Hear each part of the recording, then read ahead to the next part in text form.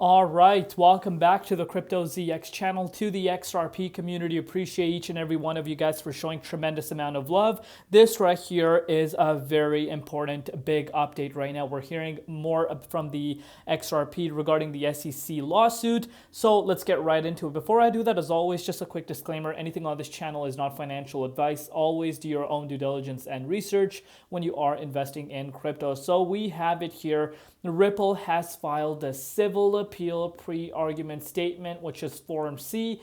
The relevant pages are below, and that has happened. Of course, Stuart said this about a week back, and we are finally seeing that. And, let's kind of go over the document itself and see what really it shows. So Ripple proposes to present the following issues on appeal, each and subject to the de novo standard review. Whether an investment contract, quote unquote, under Section 5 of Securities Act of 1933 must be essential ingredient of a contract, number A.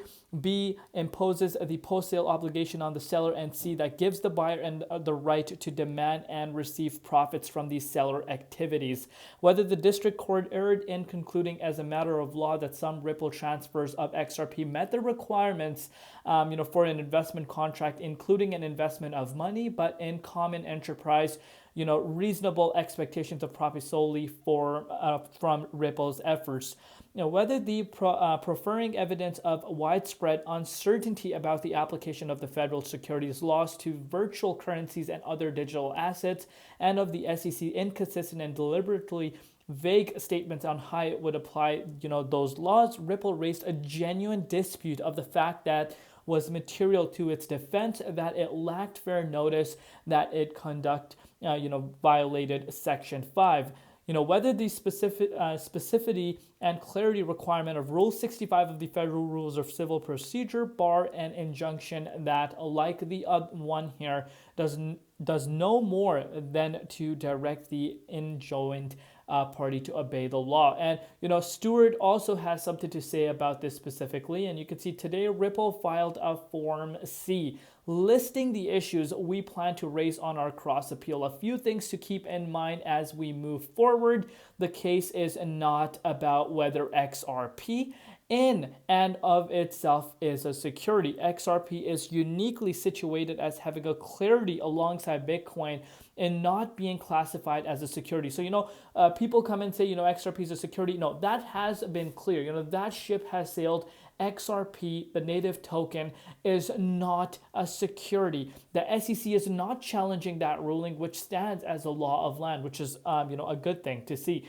The appeals court reviews the record that have already been set, and we have a great record. The SEC can't submit new evidence or ask us to produce more, meaning that we won't be all the drama we had in the litigation when we fought over documents.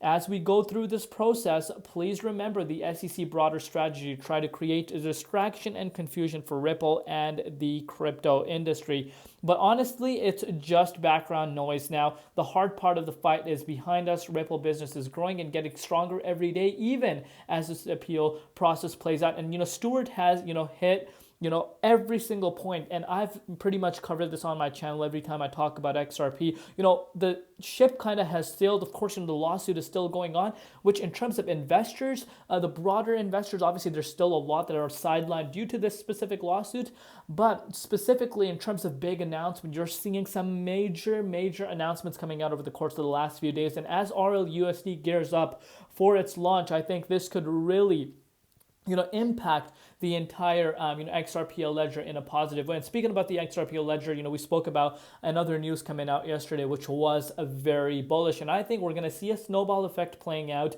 And, like I said, things are changing. A lot of people that are within the community are starting to focus. And, when I talk about community, I'm talking about the true holders. Of course, there's trolls that come out and speak about the price not moving, just completely ignore what Ripple is doing. But, remember, at the end of the day, it's never promised that price is gonna go to the levels that you guys are waiting for. That's where speculation comes into play. Crypto is all about speculation. If there was no risk, there was no reward at the end of the day. But that is one standpoint that a lot of people completely ignore.